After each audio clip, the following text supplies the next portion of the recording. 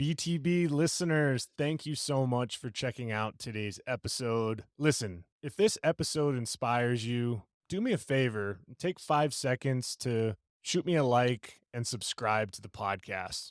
There are several more exciting guests that are in the pipeline, and I just can't thank you enough for your continued support, and let's keep paying the mission forward. Let's get into it.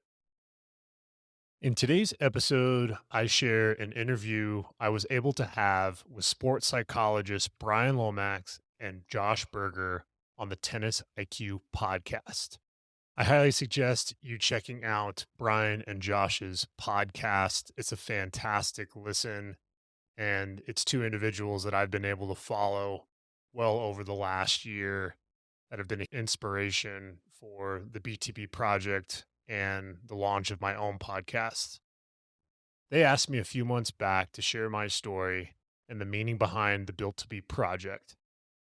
Brian and Josh's work has culminated into over 150 episodes on the Tennis IQ podcast, talking about mental toughness and how tennis is one of the key building blocks in life. I absolutely loved my discussion with Josh and Brian, and I hope you enjoy it too as the listener. Hey everyone, this is Brian from the TennisIQ Podcast. Josh and I hope that you are enjoying the content and discussions that we put out week after week. If you'd like to support the podcast and help us to continue to produce quality episodes, please visit our Patreon page at patreon.com/tennisiqpodcast/membership. Currently, we have 3 tiers of support: the fan level at $3 per month, the supporter level at $7 per month, and the champion level at $20 per month. Benefits of joining the Tennis IQ podcast community include episode transcripts, participation in book club discussions, and access to monthly masterclasses with me and Josh. For more on these benefits of support, head on over to our Patreon page at patreon.com/tennisiqpodcast/membership. Thank you so much. And now, on to the show.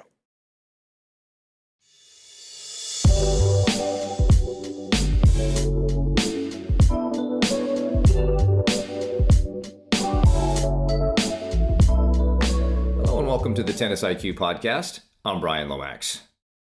And I'm Josh Berger, and we are very excited for today's episode with Kollman Gearhart.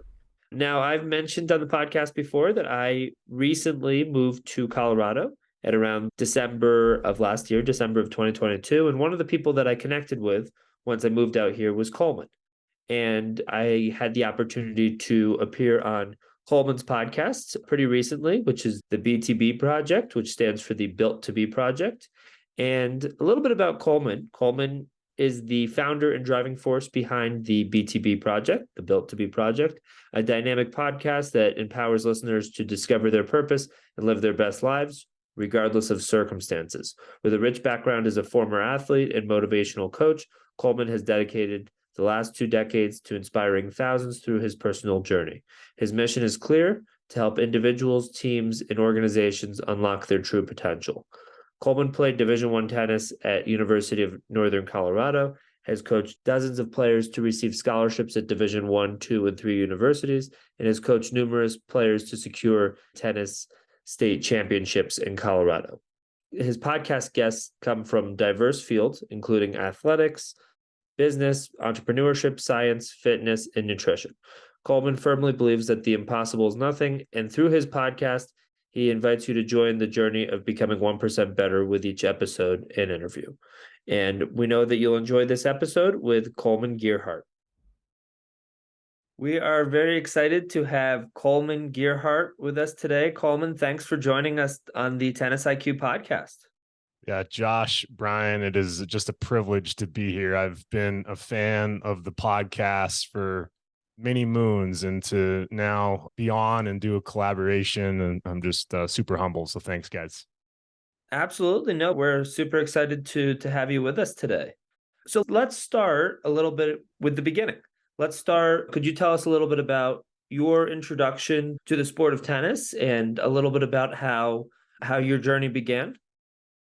Yeah, absolutely. It was a very unique journey. I grew up in a family where I had an older brother, and when it came to sports, my older brother was certainly the one that had the athletic talents in the family. So whether it was baseball, football, soccer, I was always finding the better end of the stick to not be competitive with my brother. And somehow, some way, when I was a little shy of 14 years old, I decided to try out for my high school tennis team in Parker, Colorado. And my brother at the time was a senior and I was a freshman. And I remember trying out and beating my brother for the last spot on the team, of which then led to a very unique relationship with my brother for that first year in high school, being duct taped to flagpoles and all sorts interesting retaliations to finally getting him in a sport. But outside of that, my dad, he came from a tennis background. Him and my dad played at Colorado State University before they cut their men's program, and my uncle played at U of A in Arizona. So I had some lineage definitely in my family, but I didn't pick up the passion for it until I was able to dive into that competitive spirit with my brother. Yeah, that's pretty interesting. You know, the brother and the sibling thing can often be a catalyst. And there's a good book called The Best: How Elite Athletes Are Made. And it notes how many of the elite athletes in the world are actually younger siblings. Partly, I think, in some ways because of your story. You're seeing this older brother who you want to maybe be better than, right? Kind of motivates you. But they also get to make all the mistakes first. Right. And you can kind of benefit from their wisdom. And I'm curious if there's any of that in your story. Yeah, no, that's a great question. You know, I was able to kind of realize quickly that the tough love my brother was giving me was him kind of giving a sense of urgency based off of some of the mistakes he made, or based off of some of the shortcomings, or, you know, feeling some of that anxiety himself of, you know, not being good enough or not excelling the way that he wants to. And in a very unique way, being 4 years older than me, he was trying to pay it forward by being like, hey, these are some of the lessons I've learned, some of the tough lessons.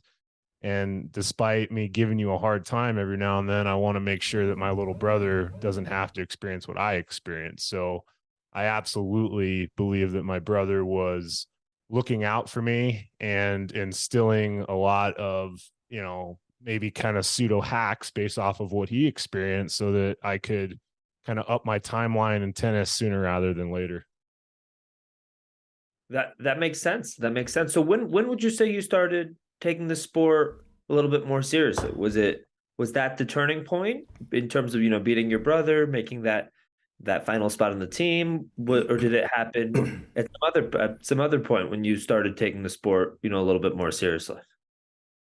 Yeah, I mean, I was a bigger guy, Josh, growing up. So when I started the sport, yes, I started very late. I mean, all of us on here know that a lot of kids now are starting, you know, with the quick start programs and the different size balls that you can start, you know, very young. And I didn't start really taking it serious till my teenage years. And I was kind of coveted for my athleticism more on the football and rugby side. At this point, I, you know, was kind of just shy of 6 feet tall and was kind of like a heavy set guy, more like a lineman. And I was not cut from a tennis cloth by any stretch of the imagination. So my track of development really kind of took off when I made the high school team. But when I really started diving into becoming a tennis player, it was really post high school. I graduated high school 5'10", a little over 300 pounds. So I had a lot of goals and ambitions, but I certainly didn't have the body, the fitness, the mindset to go after what I really wanted to. And I had to figure out a way to, again, like my brother was trying to provide hacks on development, I had to find it between when I graduated high school to when I went to college, where I took a gap year. Yeah, and I read an interesting article about you going to Northern Colorado your freshman year, and you kind of had, your own style. And for the article, you talked about that journey of what happened in that gap year. I think you went to a tennis academy and, met some people that really helped you start to shape who you were mentally, physically. I'm wondering if you can, talk a little bit about that period of time, because it sounds very transformational.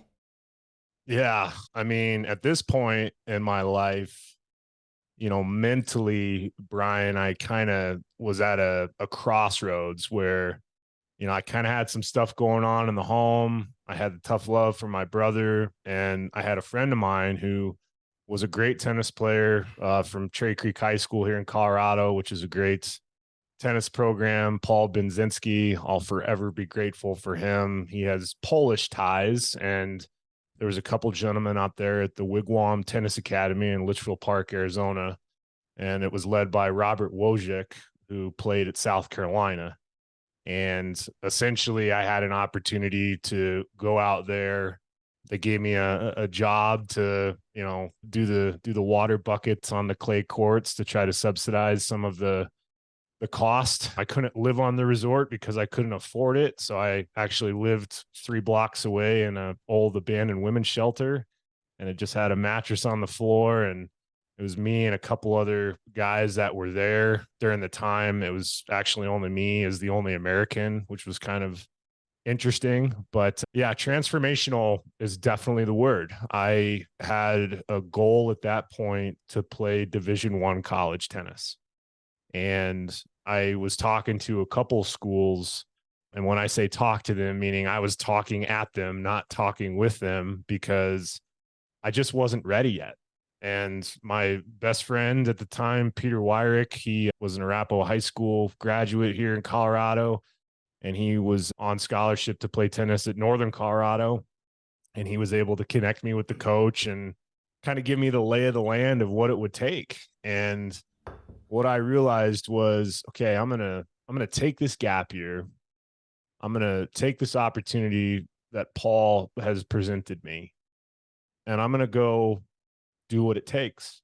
And yes, that article's kind of funny that you dug up, Brian, because I did have kind of a little bit of a fashion sense in college, but this was because I lost 100 pounds in 13 months. I was eating, 1,250 to 1,300 calories a day. I was on the court 5 to 6 hours a day, 6 days a week. And I was away from my family. I was away from every possible comfort you can think of. And I was just going after a goal and a dream. And the byproduct of that was a little bit of confidence. I would say at that point in my life, it was maybe even some arrogance and some, kind of being full of myself. But I also had to kind of create almost like an alter ego, a mindset of how I approached the game, how I approached my life to endure the rigors of playing tennis at the Division I level. So by, the grace of the Almighty, being able to go to that academy, to put in the work, and to have it be transformative as I'm forever grateful for Robert and the opportunity that was given to me. That's quite a journey to get to that point, to achieve an ambitious, challenging goal like that, to play, Division I college tennis, and also to have that transformation that you're talking about. So what was it like once you got to that point? I think sometimes a person or an athlete has a certain goal, and it's to get to this point. It's I want to reach this ranking, or I want to play at this level. And then once they get there, then it can sometimes feel like, okay, I'm here, like, what's next? Or sometimes maybe then they start to take things to the next level, or they reevaluate their goals or set new goals. So what was it like? Yeah, once you got to that level, once you achieved that goal of yours, what was? Tell us a little bit more about what college tennis was like for you. Man, it's such a good question, because at that point, You think about, I'm a big believer in periodization, right? And trying to get an athlete ready through, development, tapering, hitting a goal, and then maybe tapering and getting ready for the next goal. And in this case, I had a goal. I walk onto the courts, and I'll never forget the first match I played as a college tennis player. It was in New Mexico at the University of New Mexico in Albuquerque. And I was frightened. I couldn't even stand up straight because I was just shaking so much. I mentally, I got to a point where I was like, oh my goodness, like I actually did this. Like I was looking down, like I have the jersey on. I have the equipment with me. Like there's someone on the other side of the net. Like I could not get out of that match soon enough. I was scared. I was, kind of tapping into a lot of the, believe it or not, the emotions and insecurities that I had before I had my transformation. It's almost like it was too good to be true. And I spent a lot of that first year being in that mindset, still trying to fight these demons of, you're never going to be good enough. How are you going to be able to do this? Your brother used to beat up at you in the past. The first 14 tournaments you played as a junior, you lost the first round. You're never going to be good enough. That first lesson you took with an iconic pro in Colorado, and he said, college tennis, there's no way, man. There's no way you're going to be able to do that. I kept tapping into those insecurities, Brian, despite, to your point, an incredible moment in my life where I was able to do things that a lot of people haven't been able to do. So that first year was definitely a crossroads for me, both mentally and, trying to see the future of, okay, I have made it. Now what's the next goal that I can go after? I want to dive into something you said earlier where you guys are living in Colorado. So obviously, the football team is at the University of Colorado is doing quite well. We were talking a little bit about Deion Sanders, Coach Prime. And then last week, Josh asked me, hey, have you seen his NFL Hall of Fame induction speech? And I hadn't. So I went and watched it. And you said something that made me think about something he said, which is you created this alter ego.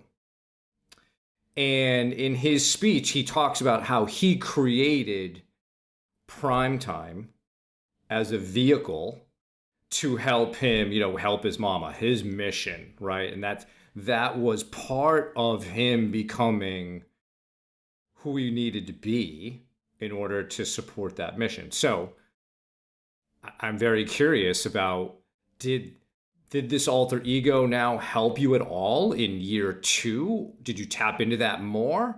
Is that still maybe a little bit a part of who you are? Yeah, the alter ego is what has really birthed the BTB project. So, and I know we'll dive into that in a little bit, but to answer your question, year 2, I calmed down a little bit. But what ended up happening was I had a good friend of mine that was part of the kinesiology program at Northern Colorado, and he was training to be a strength coach.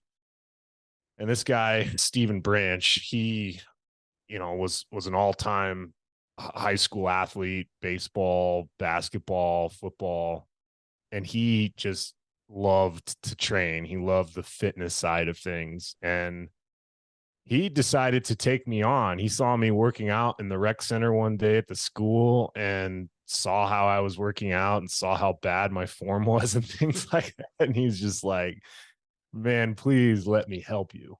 And it almost became like a moment of, he saw my work ethic and my drive and saw where he could provide value to accommodate maybe the next step in my goal.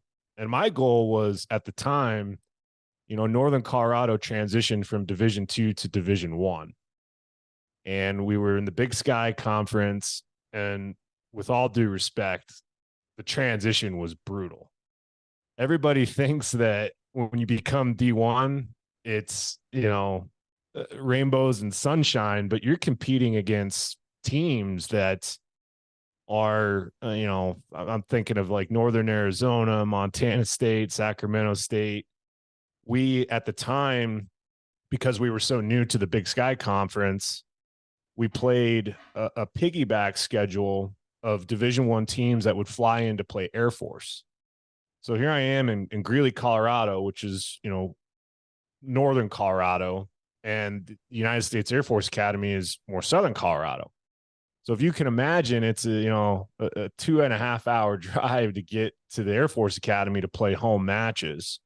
And then that's when we were playing teams like in Idaho. I mean, we were able to see teams that, Drake. I mean, we're talking about just some teams that were tough. And so the alter ego that was instilled amongst the tennis academy experience and the training experience with my friend Steven, I literally got to a point where I felt like no one was going to beat me either on the court or between my ears, because there was nobody in my mind that I felt like could relate to what I've been through the last 18 to 24 months. I mean, I'm a guy that's plus 300 pounds graduating high school, being voted by my senior class most likely to be single forever, to playing Division I college tennis at 197 pounds and less than 10% body fat. I mean, how does that happen without developing some resiliency, developing some alter ego? I mean, yeah, I felt like I was the prime of my tennis, and I wasn't going to let anybody take that away from me as I developed that next step of what Steven instilled of the training side. And I mean, getting my body to really be strong. Because when you lose that much weight, guys, in a short period of time, you got to add strength back. You got to add alignment back. And I'm grateful for what he did to help me. That definitely makes sense. And I'm, again, that I think the remarkable journey that you had to get to that point, it sounds like, continues in certain ways, just in terms of sort of a new chapter of, okay, I'm here, but this is quite a challenge. We're playing these D1 schools where, it sounds like the school or the team itself is in a bit of a transition from that, from that D2 level to that D1 level. And also, I want to get my body right where, okay, I've lost, 100 plus pounds, but maybe my strength and, and some of the other aspects of my athleticism aren't where I want them to be. So I think it's very cool that you had, that individual who was able to help you with that journey. And, and it sounds like you were able to learn a lot and develop a lot through that period of time. How, as you look at, other chapters of your college experience and maybe the rest of your college experience, what were some of the other things that stood out, or some of the other, highlights? Or can you tell us, a little bit more about how the journey went during the rest of that experience? Yeah, no, it's certainly a lot of twists and turns. As you guys know, tennis is in a very unique place right now. A lot of programs are getting cut at the collegiate level. My program, unfortunately, Northern Colorado, got cut during COVID. So it's no longer there. And I share that because we had a lot of turnover in our coaching staff. I had 5 coaches in 4 years. Wow. And I share that because when you have, a program and hopefully a culture, that culture is constantly shifting when you have coaches coming in and out. So, just kind of keeping the timeline going into my junior year, I was at a place where I felt like not only could I compete for the team, but I could break some of these school records.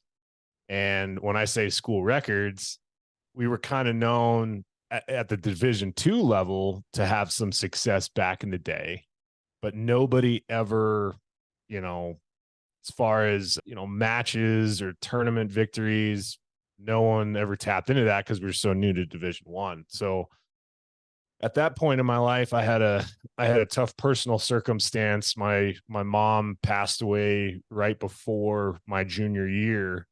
And I just remember kind of having another, fuel to the fire, right? She didn't get to watch me play all that much growing up. And I wish she did, but it wasn't to be, unfortunately. And I remember going to a tournament out at the Creighton Blue Jay Invitational in Omaha, Nebraska. And I just remember the draw and the level of tennis there. And I had played it the last 2 years, and I would usually lose the first round. I could never break through because it was just, it's loaded. You got Creighton, you got Iowa, you got Nebraska. It was just loaded. And I kind of took it upon myself, with this additional layer of kind of motivation in my life to go after it. And it was three set tiebreakers to get to the final. And then I played a gentleman by the name of Andreas Espinoza in the final. He played at Nebraska Kearney and was a Division II national champion runner-up. This guy, he had tour points. He was from Mexico.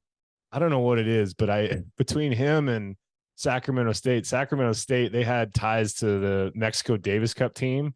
So every time we were playing these guys, I kind of gave you an understanding of my build, my stature. I'm not going to stand at the baseline and hit, 95 ball rallies with these guys. I'm trying to come in and make things happen as a serving volley. And this guy just grinded. And it kind of was just a full circle moment in that final match where it was, I had the alter ego, I had the body, I had the motivation. And this guy was going to beat me on paper 9.5 out of 10 times. And it was another third set tiebreak. And I won four third set tiebreak matches to win that tournament. And that's the first ever and still the only tournament win by a Division I player from the University of Northern Colorado. That's so cool.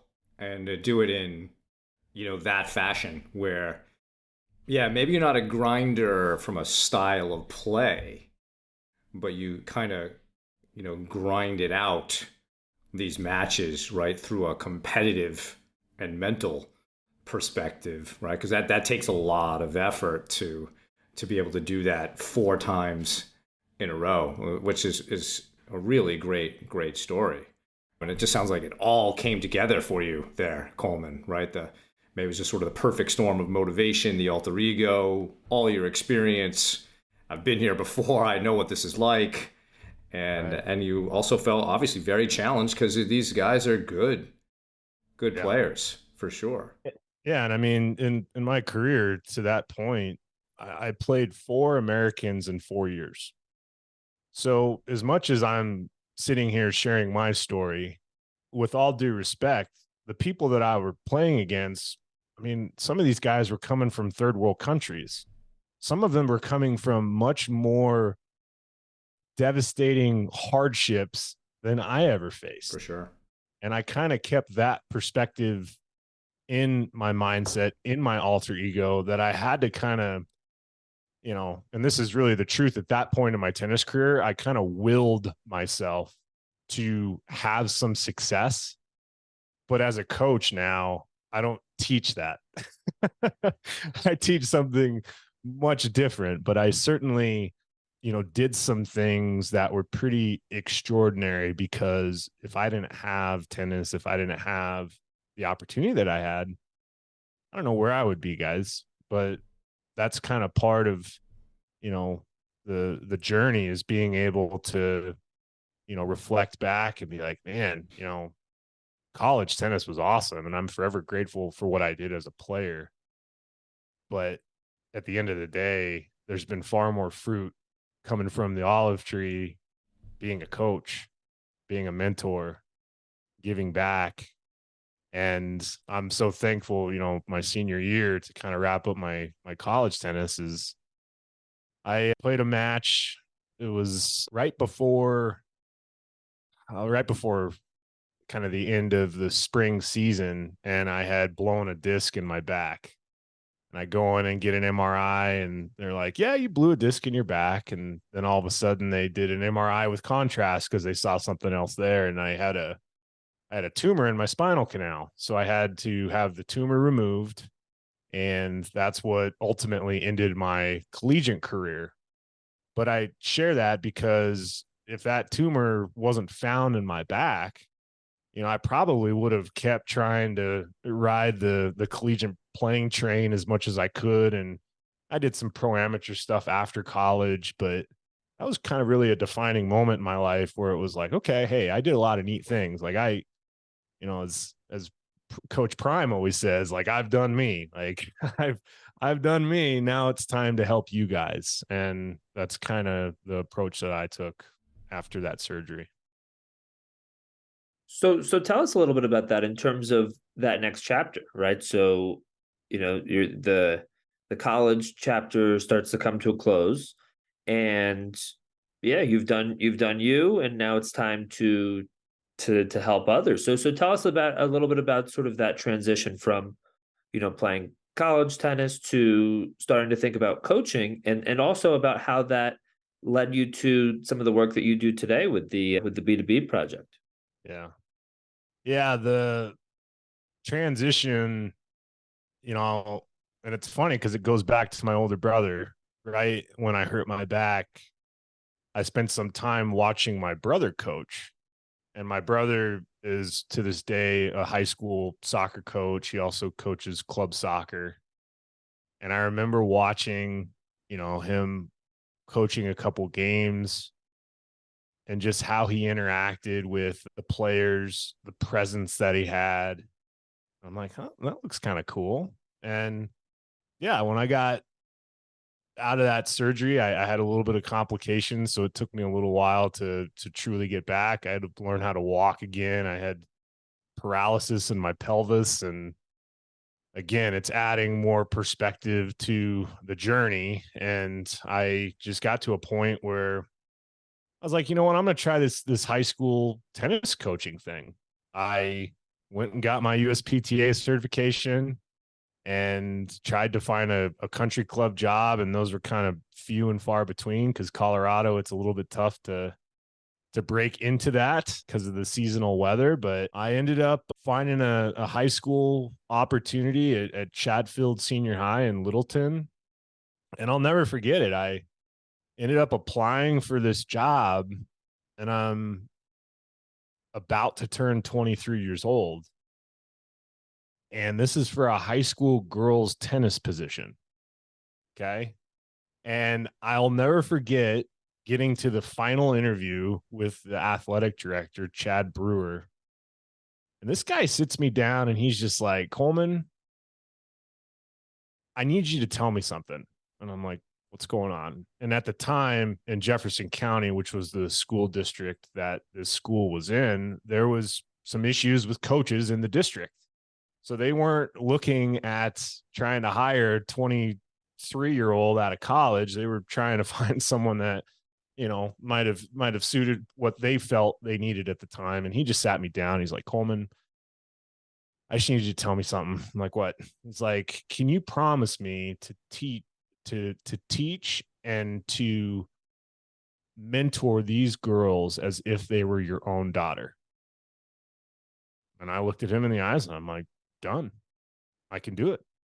And at the time, it was a really good team. I inherited a good team. The number one singles player's father, Kerry Brading, was a phenomenal coach out of Colorado. And, Kelsey was a bona fide number one. And the first 2 years that I coach high school tennis, I'm competing for state championships. And it, kind of reflected to that moment of, watching my brother coach to, here I am coaching.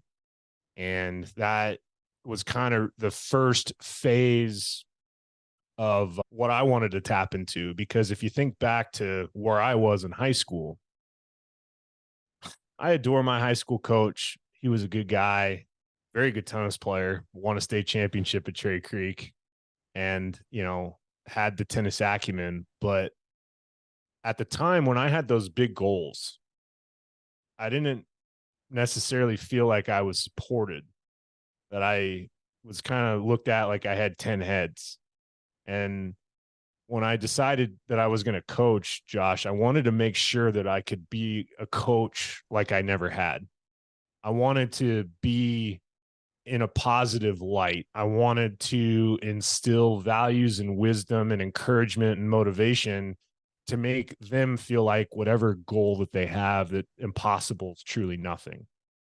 And that moment that I had as a high school coach and the moments that I had as a player is what kind of developed the BTB project. BTB is an acronym of a nickname that I got growing up, and it was Big Teddy Bear. And I hated being called Big Teddy Bear. And the moment that I had an opportunity coming out of college to start my own business, which is Built to Be Tennis and Fitness, I took that acronym that was something that was a negative in my life, and I turned it into a positive. I think it's cool that you used past experiences with coaches and as an athlete as insight to how you wanted to be and how you wanted to be different. I think many coaches tend to repeat the patterns of the people who coached them, and I think it does take a really a keen sense of awareness and insight in order to change that and to make it your own. And so I want to just acknowledge that, Coleman, that's a wonderful thing that you were able to do, and I'm sure all your students are far better off because of that perspective. Let's talk about Built to Be, B2B, and how all of this has, kind of gone into that particular project, and your philosophy for it, your mission for what it is you're trying to do. Because tennis and fitness, okay, that sounds obvious, but there's obviously another layer of depth there that's more about you and your philosophy, your motivation, your service to these athletes. Yeah, I think one of the biggest epidemics in development of, I'm just going to say athletes in general, is, and obviously tennis is where all of us have had some success and have coached in or whatnot and have seen development in certain ways. But what I noticed growing up was I could go and I could get my private tennis lesson. I could go and do some drills. I could go hire a fitness instructor, but I really didn't have somebody quarterbacking my development. So Built to Be is not just a catchy slogan. It's actually a question that I ask each and every person that I am helping. What are you built to be? What are you built to become? And if tennis is the, kind of way that we connect, it might be tennis related, but they might say, hey, I want to play to the best of my ability in high school and then play club tennis in college. Or I want to play to the best of my ability in high school, and if I can get a scholarship or if I can walk on and play, a JUCO or D3, fantastic. So it's really the holistic approach. Quarterbacking development of athletes is what the project is about. And a lot of it too is just, I want these kids that I'm helping to not only achieve their athletic goal, but I want them to be good contributors to society after it's all said and done. And that's why it's a mission. It's a collaborative effort, that whatever interaction that they have with me, I want them to instill that into others and pay it forward. I love that. I love that mission. So when did it transition from, you know, you as a recent grad, coaching this girls tennis program to what it is today, where it has some of these different pieces, the tennis piece, the fitness piece, the bigger picture piece in terms of, motivation and that sort of work. When did it, was it all at once that you sort of went from just the tennis coaching to sort of the quarterbacking of that process, or was it sort of one step at a time as well? Yeah, I mean, it definitely had some steps and twists and turns. The big breakthrough I got was working with, one of my great mentors, Jeff Salzenstein. He was coming off the tour and was teaching tennis lessons at Gates Tennis Center in Colorado. And I went to him just as more of a student than anything else. I paid for a lesson just because I'm like, gosh, how many guys come from Colorado tennis that play 100 in the world and, play Chang on, center court at the US Open. I mean, there's so much that I could learn from him. So that's really kind of where it all started. Was I was kind of integrated into some of the best high performance juniors in the state of Colorado through Jeff. And he asked me to actually help him when he had an academy at Gates. After I had that lesson with him, he's like, wow, you're curious about doing this. I want you to help me build this. So I was able to be around just some tremendous players. Some names that come to mind are, Rebecca Weissman. She was an incredible player out of Loveland, Colorado. She played at USC, then finished her career at LMU. Ashley Leahy, she was one of the top players out of Pepperdine. Sam Martinelli, she played at Yale. I was just around just tremendous talent. And I took a lot of that experience with Jeff. And then when I was able to finally get a true teaching professional job, which ironically was back in Parker, where I grew up at the Pinery Country Club, I got a call from another tremendous mentor, Gary Seymour, who's from South Africa, who's just a amazing coach. And he worked a lot with Kellen D'Amico, who's a good friend of mine that played at Texas and junior Wimbledon champion. And I kind of had a hub at that point, Josh, to where I have my LLC. I'm a contractor at this point, a 1099 contractor. And I asked Gary, like, hey, like, let me run the junior program. And I started to kind of, get a lot of attention from the people that I met through Jeff to the high school scene.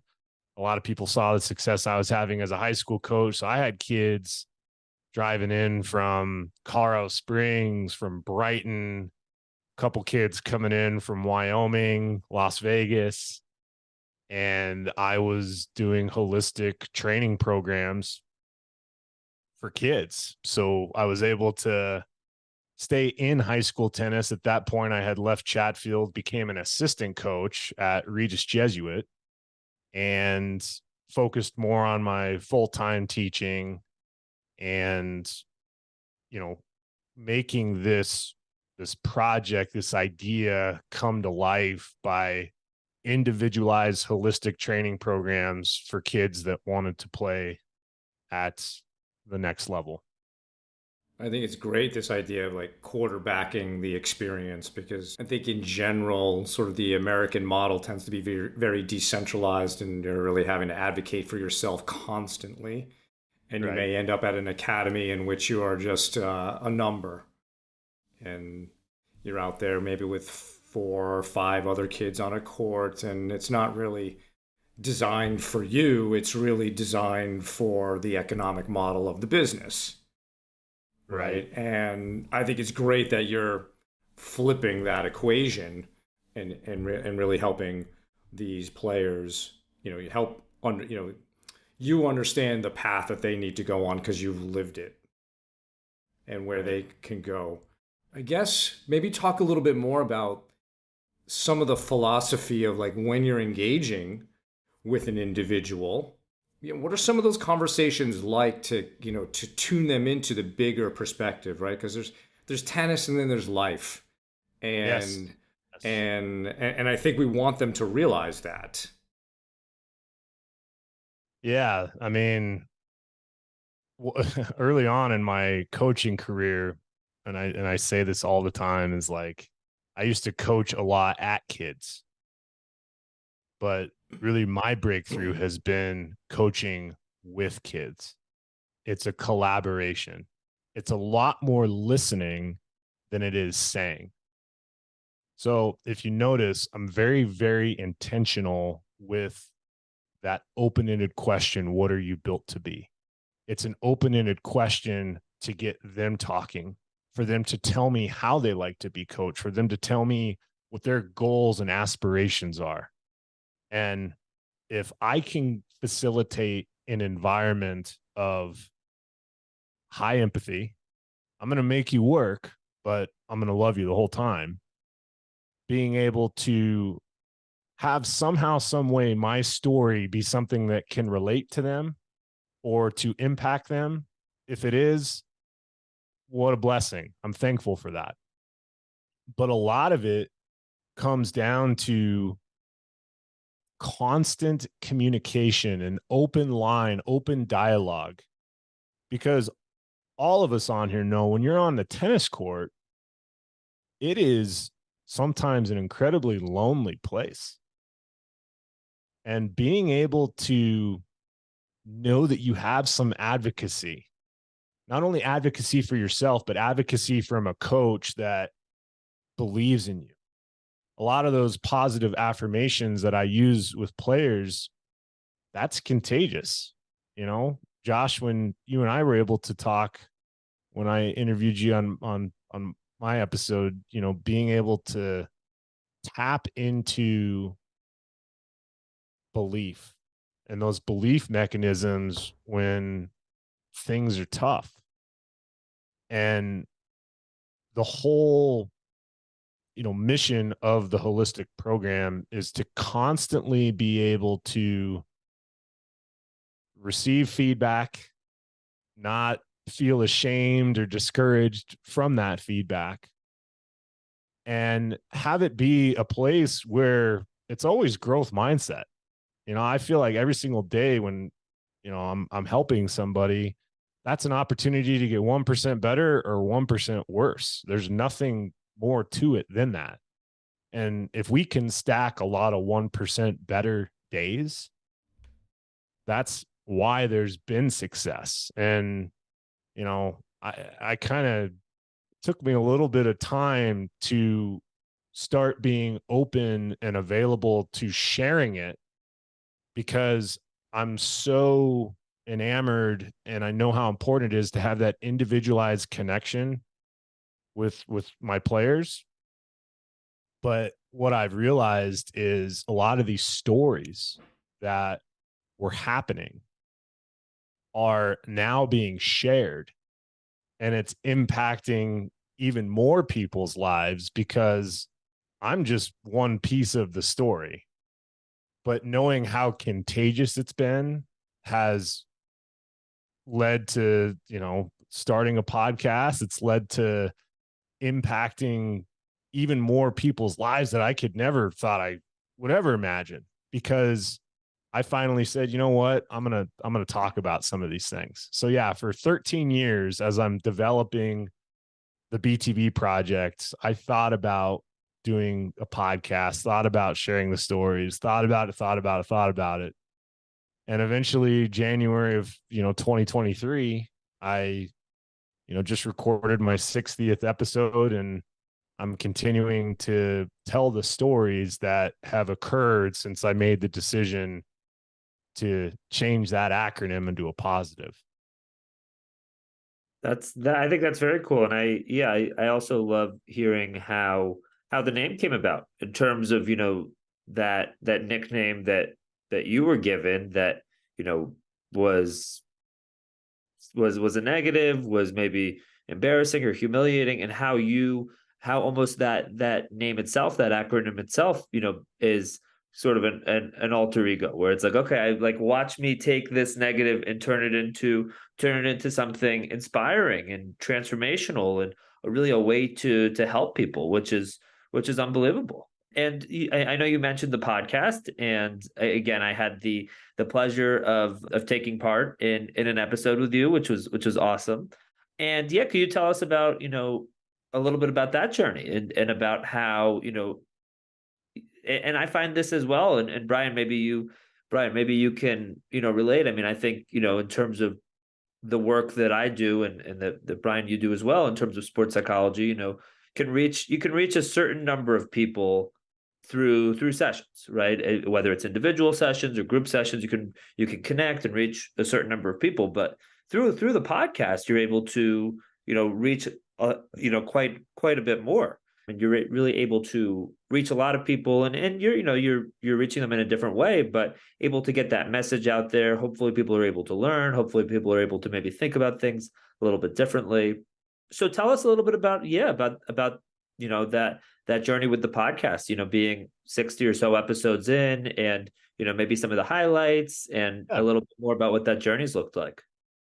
Yeah, no, I appreciate you asking. It's actually went to a point where when I started, I sought out mentorship for podcasting, whether it's, I mean, literally listening to TennisIQ Podcast, or, guys like Ed Milet, Jay Shetty, Tom Bilyeu. I mean, there's a lot of just tremendous, thought leaders, speakers. Eric Thomas, I'm a big believer in what he's doing. I mean, I know we keep bringing up Deion Sanders, but a lot of the things that, I kind of feed off of, like, well, wait a second, some of the stuff that motivates me each and every day, why can't I be an extension of that? Right. And I came across a guy and this is a great story. So my son, he's 17 years old. He's a competitive runner. He runs cross country and track. And I came across a guy that just graduated high school, and his name is Dominic Schleter. And he has a podcast called The Running Effect. And the Running Effect podcast is, I believe, one of the top 5 like sport running podcasts in the country. And I just started listening to some of his episodes, and his whole mission is to take the sport of running and to share the stories of these individuals, and to have it be a platform of which, like, hey, well, I'm going to pull back the curtain of the sport of running. And I mean, the mental side of that sport in itself is a whole nother conversation. But nonetheless, I got on LinkedIn, and I saw this young man had a LinkedIn, and I reached out to him, say, hey, I'm thinking about doing a podcast, and yours is awesome. I'd love your 2 cents. And believe it or not, this guy gave me his email address, said, hey, ask me whatever you want. I asked him some questions. It led to us having multiple phone conversations. And I told him a little bit about what I'm thinking. And I had a 19, or, at the time he was 18, an 18-year-old kid from the East Coast teach a 39-year-old how to podcast. And to this day, I mean, Dominic's crushing it. He decided to forego college. He's doing the Running Effect podcast full time. I believe he's, getting endorsements from Hoka and, various opportunities to continue his mission, to continue his passion. So I'm forever indebted and grateful for his mentorship to help me with this. But, it came down to Josh really taking my skill set and being like, okay, yeah, I'm known as the tennis guy, but a lot of people say that, like, I'm motivating, right? And like, okay, that's kind of interesting. Why am I motivating? Well, like, you give like these really cool talks, like these awesome speeches.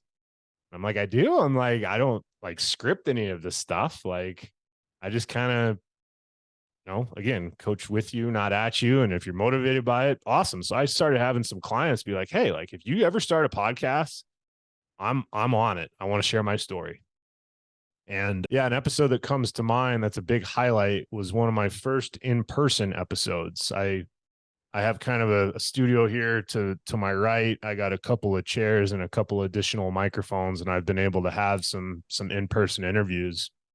And the first person that I interviewed was somebody that called me. She was crying on the side of the road because she listened to my first podcast episode. And it was just an introduction to the BTB Project. And basically it was a summary of some of the stories that I've shared on this episode. And she was touched by it. She was like, you have no idea what that meant to me. And 3 days later, she comes in here and shares her story. Her name is Peyton Palermo, and she's a survivor of 5 brain surgeries. She had tumors that were growing near her cerebellum, and she is an ambassador for Children's Hospital.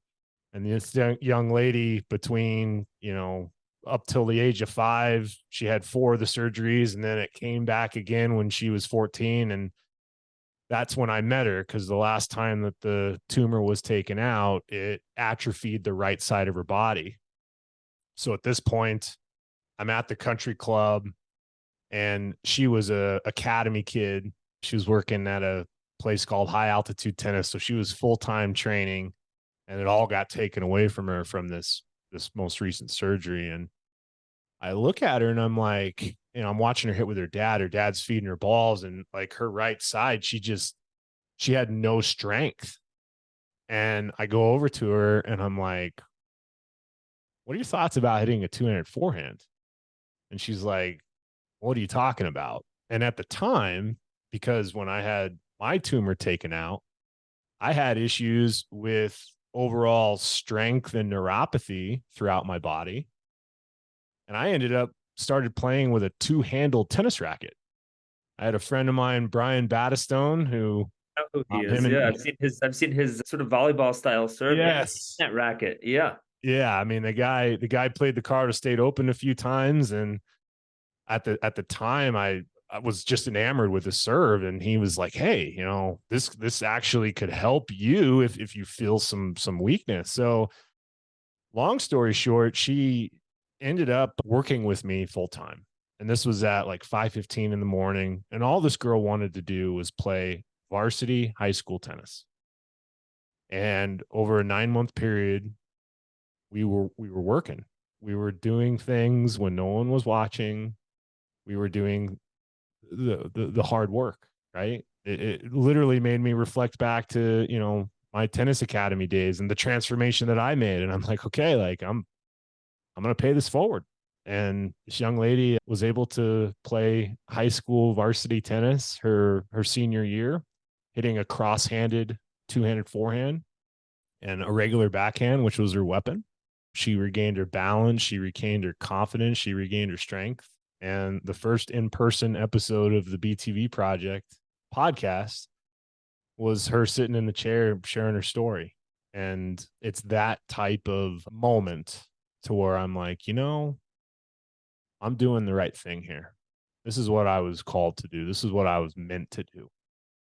And from there, being able to have mentors sitting in the seat, Jeff Salzenstein shared his story, introduced me to Dick Gould, Stanford coach, 17-time national champion. Tremendous episode. I just had a young lady by the name of Tate Schroeder. She's Tate Roast now after being married. She was a high school state champion in 2014 in Colorado after surviving a school shooting. And she went on to play at, Missouri, Clemson, and now is an assistant tennis coach at Virginia Tech. And I was, a high school coach at Regis Jesuit when she won the title. I never talked to her. I just watched her play, and I'm like, wow, what a cool story. And as you start getting some momentum of episodes, you realize, wait a second, I had this gentleman by the name of Peter Richmond on, who's a tremendous high performance coach here in Colorado, played at LSU and #1 Canadian back in the day. And he was Tate's coach in college or in high school. And I'm like, wow, like this is kind of neat how as you continue to do these episodes and build some momentum, you realize, hey, the things that I was doing as a tennis coach and as you were mentioning, Josh, you have a certain amount of reach when you're doing one-to-ones or group sessions, even in the psychology space. And I just felt like it was a platform to reach more people, to have the mission pay forward, and to have it be contagious. It's pretty cool how those connections just sort of start forming in your mind as you connected these dots of all these different athletes. And now a lot of it's coming into your podcast. So I'm curious, what kind of future projects are you thinking about, Coleman? Where does this all go next? Or maybe the podcast is something that goes for a while, but I'm curious, what are you thinking about? Yeah, I've kind of made it really intentional and important for me, Brian, to be more outspoken about my goals. Sometimes I keep stuff, tight to the chest, but as I verbalize things, as I plan things, as I kind of get it out there, I've been fortunate enough to have myself surrounded by people who keep bringing me up and supporting me in these endeavors. And I'm very fortunate right now to continue to have a pretty good foundation of future guests on the BTB project, and continuing to share the stories of either former clients or people that have impacted me, whether it's direct or indirect. But the two big things that I have coming up that I'm really excited about is more collaborative efforts. I have a great mentor of mine, Scott Ford, who taught me how to really see the game of tennis. And he taught me that keeping your eye on the ball is not always the best option. And he does a lot of, kind of processing information to where, as a tennis player, if you can hit a ball and meet the ball at the point of contact, and all you're doing is controlling your contact point, at that point, are you really focusing on the ball, or are you focusing on the contact point? And it's those types of changes that, when I was telling you about willing my way to be successful in tennis, I've tapped much more into being more cerebral, understanding how our minds and our bodies work in the sport of tennis. And he is part of a tremendous group called Evo Sports Collective, which is a group of former athletes, coaches, and professionals that really come together, do master classes, do, ways to essentially provide content to folks that are interested in trying to find flow state in sports. And I've been very grateful to do a few collaborations with them so far, and kind of being on that mission to put myself around other coaches and professionals that are far better at that than I am, and try to provide value there. And lastly, going back to Peyton, she has a tremendous TED Talk after she kind of overcame her brain tumors, and being able to have opportunities on a platform like that. I've been in talks with a few TEDx locations, and I absolutely see myself sooner rather than later being able to share the BTB project story on a TED stage. So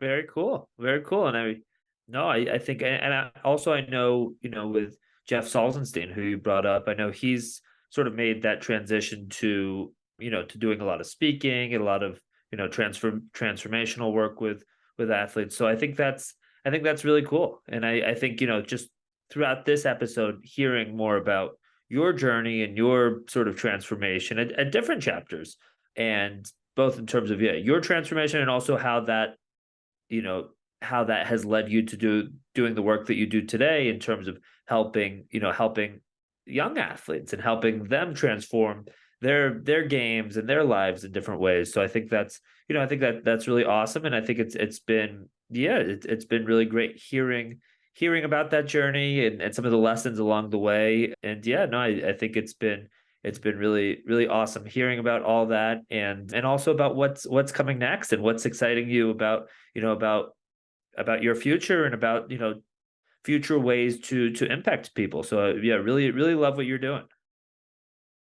I appreciate that. It is really neat, as you mentioned, what Jeff's doing. And, I do see that this is not just, helping tennis players moment in my life anymore. There's a lot of crossover into, my full-time job is I'm a sales representative. So I'm creating relationships and, hearing a lot of different stories and helping provide value to needs in that way as well. And I believe that a lot of the value that I can provide with a BTB Project platform can help sales professionals, can help leadership teams, can help organizations.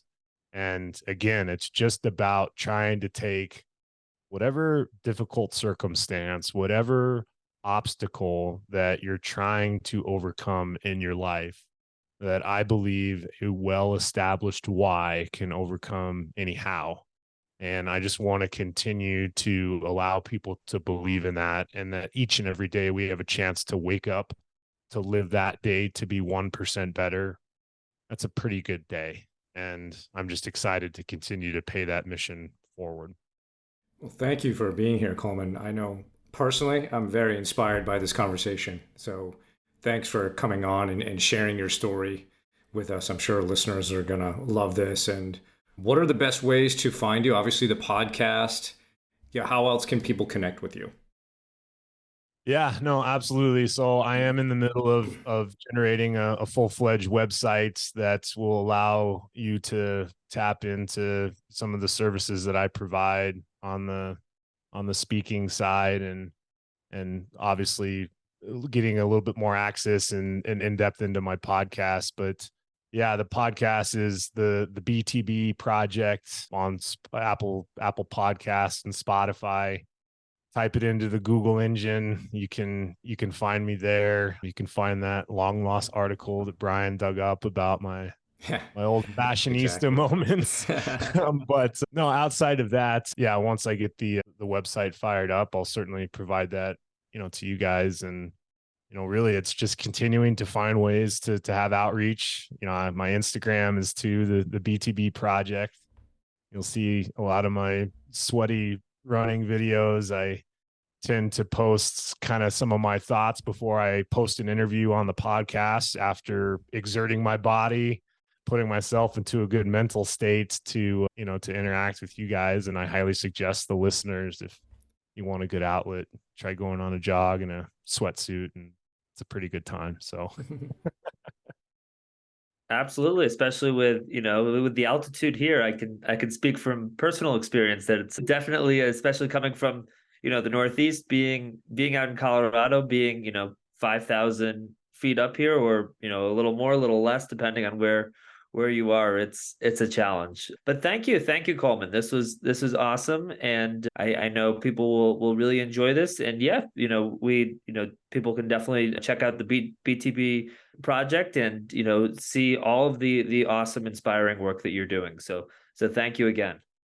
And Josh, Brian, I appreciate you too and what you guys are doing with TennisIQ Podcast. I mean, I've been tuning in now for a little over a year, and just the depth and knowledge that you guys go into of how important the mental side of tennis is. I mean, it's really 90% of the battle. And I think that not only some of the stories that you've shared personally, but, equating that to what we're seeing on the tour and, impacting a lot of people's lives through this podcast. You guys are crushing it, and I'm forever grateful for the opportunity to chat with you guys today. Well, that was an awesome conversation. And I would say one of my biggest takeaways, just after, speaking with Coleman and, hearing more about both his journey and also the journeys and stories of some of the people that he's worked with and some of the people that have appeared on his podcast, is, just that regardless of the hardship, regardless of the circumstances, and Coleman certainly, went through a lot in terms of his own personal journey, that, with the right sort of attitude, with the right sort of mindset, you can be successful. I mean, I think, he talked about different challenges that he had, between the tumor that he had, between between all the weight that he lost through going to that tennis academy, through starting tennis at a much later age than most players.